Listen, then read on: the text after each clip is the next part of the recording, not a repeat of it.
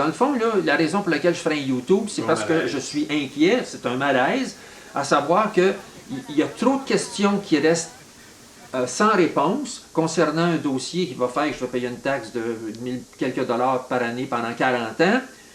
Et faute d'obtenir des réponses, je lance un cri d'alarme, ou en tout cas c'est ça finalement la population, en disant écoutez, moi je me sens inquiet par rapport à ce qui va m'affecter, mais je sais que ça va affecter tous mes voisins. Le pic de ton inquiétude, c'est quoi? Le pic. Ce qui t'inquiète le plus? Le pic de mon inquiétude, au fait, c'est ce que la population de Chelsea va vivre suite à ce choc-là, finalement, suite à ce qui va nous arriver. Merci. L'endettement de Chelsea fluctue entre 25 et 30 millions pour les 40 prochaines années, uniquement pour les barrages, et ça, c'est en étant raisonnablement conservateur. La population de Chelsea peut-elle supporter un fardeau de taxes à ce point pour un aspect de sa municipalité, ses barrages? C'est juste ça, là. On ne parle pas d'environnement, on ne parle pas du reste, là. Les chemins, on parle juste de route, on parle juste des barrages.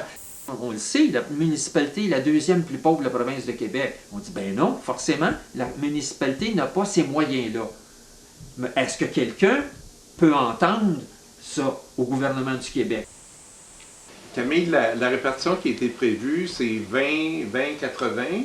Le 20 %, c'est qui va payer ça? Donc le 20 %, c'est que 20 % de ce 25 quelques millions sur 40 ans qui va être assumé par la population de Chelsea. Et donc, plus les propriétés sont évaluées de façon élevée, plus les taxes vont être élevées. Donc, c'est un contrat de 40 ans sur une augmentation de taxes systématique qui va fluctuer avec les années. Toi, tu as été conseiller municipal pendant 40 ans. Tu as exploré, tu as étudié, tu as analysé les différentes situations pour réparer tout ça, ce barrage-là. On a soumis le problème à la municipalité, puis là, la municipalité nous arrive avec des coûts de restauration qui me semblent vraiment abusifs, là. Il est vrai que c'est un barrage qui a ses faiblesses, mais personne n'a fait la démonstration à date de ses faiblesses. C'est-à-dire qu'on a fait faire une expertise qui nous indiquait qu'il y en avait des faiblesses, mais on ne précisait pas l'urgence de ces faiblesses-là. Donc, à chaque fois qu'on nous donne l'argument, c'est urgent, il faut vous décider au plus vite, il n'y a pas lieu, il n'y a pas d'expertise pour justifier cette urgence-là. Alors, puis, je sens que la population de Chelsea va être un peu dans la même situation, d'urgence en urgence. Il y a plein de questions qui se posent quant à la démarche. Quant à une démarche démocratique, on ne nous a pas consulté, la population du lac, pas plus que la population de Chelsea d'ailleurs, pour les autres barrages. Combien voulez-vous y mettre d'argent? Quelles sont vos capacités à payer? Bon, vous avez envisagé évidemment des coûts de réparation à cette époque-là. Ces coûts-là, en comparaison avec l'échelle de coûts qu'on a actuellement, qu'on nous présente, qu'on nous impose, actuellement, est-ce qu'il y a des écarts importants? En 2016-2017, on avait une estimation dans 150-200 000, mais c'était tout à fait provisoire, parce qu'on n'avait pas procédé à ce qu'on appelle un devis technique d'appel d'offres. OK. Alors donc, si on se fie à ces chiffres-là, c'est que maintenant, on se retrouve avec un multiple de cette somme-là. On se retrouve à près de 800 000 $. Alors toi, Camille, tu fais partie d'un comité de citoyens.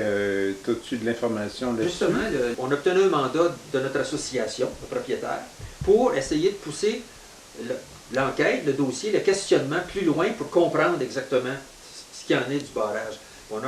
À mesure qu'on a avancé nos questionnements, on a découvert des contradictions inquiétantes. Comme quoi? Par exemple, quand il a été question de procéder à faire l'appel d'offres, donc la municipalité fait un appel d'offres, et évidemment, l'appel d'offres est très technique. Donc, la firme d'ingénieurs doit déterminer très précisément, exactement, chaque élément dans l'appel d'offres. C'est-à-dire combien de béton, de tiges de métal, de temps utilisé, en fait, c'est très détaillé. Alors donc, une fois que ça c'est fait, à ce moment-là, les entrepreneurs qui sont intéressés amènent des soumissions, et les soumissions sont guidées par le devis technique. Chaque entrepreneur doit respecter au détail chaque élément du devis technique pour que ce soit objectif pour chaque entrepreneur. Il n'y a pas de tricherie. Et là, ce qu'on a constaté, c'est qu'au moment de l'ouverture des enveloppes, il y avait une liste de prix. Il y avait 6 entrepreneurs, il y avait 6 prix différents. Bon, c'est bien. As-tu des grands écarts de prix? Il y avait des écarts de prix très considérables, de l'ordre d'1 million de dollars entre un entrepreneur... Entre un et l'autre? Entre un et l'autre pour le même devis. Pour exactement le même devis technique, là, on s'entend? On n'a pas changé le devis technique pour les entrepreneurs. Ils avaient un guide très, très précis auquel ils devaient s'astreindre. Et il y avait des disproportions assez spectaculaires, presque du kit au double, et même plus que le kit au double. Mais est-ce que tu sais qu'est-ce qui peut justifier des écarts aussi importants? C'est-à-dire qu'on a posé la question, qu'est-ce qui peut justifier ces écarts, qu'on n'a pas eu de réponse, entre autres. Alors donc, ça c'est une première liste, une liste très officielle qui est consignée à la municipalité, qui est publique d'ailleurs. Et lors d'une présentation, un Zoom qu'on nous a fait à nous, la population du lac, la municipalité nous a invités, et les ingénieurs, à un Zoom collectif pour nous donner l'explication, nous présenter le dossier. La liste des soumissions d'ouverture d'enveloppe présentées au Zoom n'est pas la même. Il y a eu, dans ce cas, 6 soumissionnaires, dont vous voyez la liste à l'écran, et pour laquelle vous voyez que le plus bas soumissionnaire était à 696 700 $, mais le plus haut soumissionnaire était à 1 297 000 $. Oups. Ce qui nous apparaît invraisemblable. C'est-à-dire qu'on avait tout simplement qu'à photocopier la liste des ouvertures d'enveloppe et de la présenter à la population concernée. Mais ce n'est pas le cas. C'est le seul entrepreneur dont le chiffre ne variait pas d'une liste à l'autre, il n'y en avait qu'un. Tous les autres, les chiffres avaient été complètement changés. Et on a rencontré de la municipalité, on a posé la question. On devait présumer que les 5 entrepreneurs qui n'avaient pas le même prix étaient des incompétents dans la lecture du devis technique, ce qui apparaît invraisemblable. Ce sont des professionnels. Mais je pense qu'ils chargeaient même très cher pour faire cette présentation. Exactement. Donc, pourquoi une telle disparité dans la présentation aux gens qui vont payer ces taxes? Pourquoi avoir changé les chiffres? Qu'est-ce qui justifie? On n'a pas de réponse. Bien, toi, tu penses-tu qu'on aurait pu s'en tirer à moindre frais? Mais voilà justement la question. Les firmes d'ingénieurs experts doivent respecter des normes imposées par le Centre hydrique du Québec, c'est-à-dire le service qui gère finalement les critères techniques pour l'ensemble des barrages du Québec, que ce soit les barrages les gigantesques que possède le Québec, comme les petits barrages. Bon. Alors donc, les ingénieurs ont ces normes. Ce sont des normes qui sont imposées. Donc, les ingénieurs doivent respecter ces normes-là. Exemple, il faut qu'un barrage respecte un tremblement de terre aux 2500 ans. Je répète, ce n'est pas le déluge de Noé, c'est 2500 ans. Il faut que le barrage respecte des inondations qui pourraient se produire aux 1000 ans. C'est quand même pas rien. Alors, ce sont des critères extrêmes qu'on peut comprendre pour un barrage considérable comme la Manic ou enfin des trucs gigantesques où on n'a pas de risque à prendre parce que les résultats d'une catastrophe seraient trop grands. Pourquoi est-ce que vous imposez des normes équivalentes aux barrages gigantesques de l'Hydro-Québec, aux barrages comme celui du Lac-Beaume et les autres barrages à Chelsea? Pourquoi? Au fond, c'est eux autres qui établissent le plafond puis le plancher au niveau des coûts. Tout à fait. Et l'opinion des citoyens ne compte pas. On ne nous a pas demandé notre avis. On nous a informé de ce que la municipalité avait l'intention de faire, point à la ligne. C'était tout simplement. Voilà. Mais l'autre critère aussi qui nous a été soulevé par la municipalité, c'est que la municipalité, par la voix de son directeur des travaux publics, qui a une responsabilité quand même là-dedans, c'est on veut une installation blindée, on veut une installation sans entretien, sur laquelle on va pouvoir compter pendant des générations, pratiquement. Ils veulent la Cadillac. Ils veulent, c'est-à-dire que les ingénieurs, c'est ce que je vous ai dit tantôt, si vous dites à votre architecte, par exemple, qui va vous poser une question, vous voulez construire une maison, il va vous dire, qu'est-ce que vous voulez? Vous dites, moi, là, je suis très, très riche, je veux un château. Très bien, l'architecte va vous dessiner un château. Si vous dites, non, moi, j'ai des revenus modestes, je veux une maison de taille raisonnable, à coût modique, l'architecte va vous faire une maison. Les critères vont être les mêmes, la qualité de l'électricité, la plomberie, bref, la structure, mais dans un cas, c'est un château. Alors nous, au Lac-Beaume, on se dit, est-ce qu'on peut avoir un barrage qui va respecter les normes? Et notre budget. Et notre budget. Alors nous autres, on est le premier barrage qui va être restauré. On en a 14 autres. Est-ce qu'ils vont être soumis au même protocole d'évaluation au même plafond, au même plancher au niveau du budget? Effectivement, les critères qui vont être utilisés pour le lac Beaune, pour sa réhabilitation, doivent s'appliquer pour les 13 autres barrages. Ça va de soi. Ça va de soi. Et de toute façon, la firme d'ingénieurs responsable du premier devis général, du premier devis technique, qui effectivement a procédé à un devis général pour les 13 autres barrages, y compris celui du lac Beaune, le 14e, applique les mêmes critères. La municipalité nous a informé qu'ils anticipent pour les 14 barrages, et ça c'est sous toute réserve, une dépense de 15 millions. À 3% sur 40 ans. Il n'y a pas de banque qui va J'ai fait le calcul, alors à 3% sur 40 ans, le 15 millions se transforme en 25 millions quelques. On a des contraintes budgétaires, on a des contraintes quant à la capacité de payer. Donc, est-ce qu'on peut aborder les 14 barrages avec cette prémisse-là? On a des capacités limitées. La question s'est jamais posée. Et ça, je ne parle pas des dépassements de coûts qui sont en général pratiqués dans ces infrastructures-là, de sorte que le 25 millions pourrait passer à 30 ou plus de 30. La population, est-ce qu'elle sait ça?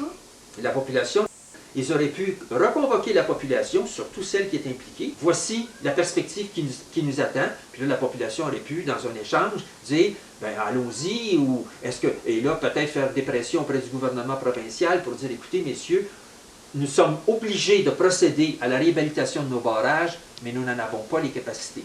On n'a pas les moyens. Aidez-nous, s'il vous plaît. Là, on nous dit qu'il y a des subventions disponibles. Alors, actuellement, c'est 13 millions, quelques centaines de mille pour l'ensemble du Québec. Et Chelsea, à elle seule, a besoin de 15 à 20 millions. Moi, la question que je me pose, c'est quoi l'avenir des citoyens? C'est quoi l'avenir du Québec par rapport au barrage, au coût? C'est hallucinant, ce truc-là. Les citoyens de Chelsea, qu'ils soient riverains des lacs ou autres, vont avoir à faire face à des augmentations de taxes considérables réparties sur de longues périodes qui vont fluctuer d'année en année, probablement à la hausse, de sorte que le résultat va être une gentrification par défaut. C'est-à-dire qu'il y a des gens qui, pouvant plus payer ces taxes qui augmentent sans cesse, vont mettre leur propriété en vente. Vont vendre leur propriété. En d'autres termes, les seuls pourront continuer à habiter à Chelsea, ceux qui ont les moyens d'habiter à Chelsea. Alors, donc, ceux qui ne les ont pas vont quitter, puis vont être remplacés par des gens plus riches. La question, évidemment, on ne pose jamais la question. Où vont aller tous ces gens-là? On ne pose jamais la question où vont aller les gens que la gentrification, parlez-en aux gens d'Hochelaga Maisonneuve, la Tour Mont-Royal à Montréal. Où vont ces gens-là? Ben, on sait où ils s'en vont. Ils ont quitté Montréal, ils ont quitté Laval, ils sont rendus à Chelsea. Puis là, à Chelsea, il n'y aura plus de place pour eux. Alors voilà les conséquences. Moi, ce qui m'inquiète, c'est est-ce qu'il y a des gens au Conseil, est-ce qu'il y a des gens à la MRC, est-ce qu'il y a des gens à Québec qui s'arrêtent à réfléchir à ça? Quel avenir est-on en train de fabriquer aux citoyens québécois, citoyens de Chelsea, en respectant des normes qui, de toute évidence, mériteraient d'être auxquelles on devrait réfléchir? C'est quoi les solutions là, qui se présentent à nous là, concrètement et pratiquement, parce que bon, on est devant une échéance qui arrive à grande vitesse, hein? Et comme population, la population ne semble pas savoir pas tout ce qui se passe, ne connaît pas les enjeux, on fait quoi? C'est un manque d'information pour la population. Donc actuellement, comme on est à minuit moins 5, c'est-à-dire la tenue de registre, si la population du lac Beaune décide qu'il faudrait créer une situation où on peut obtenir des réponses, on peut avoir la possibilité de poser les vraies questions aux vrais interlocuteurs, le choix est aux gens du lac Beaune, parce qu'à partir du moment où les tenues de registre décident dans un sens ou dans l'autre, le projet procède et devient modèle pour les 13 autres barrages de Chelsea, avec les conséquences qu'on imagine, ou alors on ouvre le débat, encore une fois, avec des interlocuteurs, soit au municipal ou au provincial, en disant, messieurs, il faut que le citoyen, si on accepte de payer une taxe, on comprenne, on ait l'information nécessaire pour pouvoir le faire de façon responsable. Si on signe le registre, est-ce que le gouvernement peut arriver avec une injonction et forcer les gens à payer coûte que coûte et sans négociation? Est-ce que c'est un avenue possible, ça? Oui. C'est-à-dire que le gouvernement, à partir du moment où la municipalité lui témoigne de son impuissance quant à procéder, c'est un coup de force. Est-ce que le gouvernement du Québec est prêt à faire un coup de force à violenter sa population Absolument. devant les perspectives économiques qui nous attendent dans ces dossiers-là. Ça, c'est seulement le gouvernement qui peut répondre. Bien, merci Camille, ça me renseigne et ça me fait peur aussi. Si la population ne s'engage pas dans une lutte, dans un combat, pour essayer de préserver ce qui est acquis actuellement, ça va s'envoler. Ça va s'envoler tout simplement parce que ça va être inabordable. C'est bête et simple. À partir du moment où votre loyer est inabordable, vous déménagez.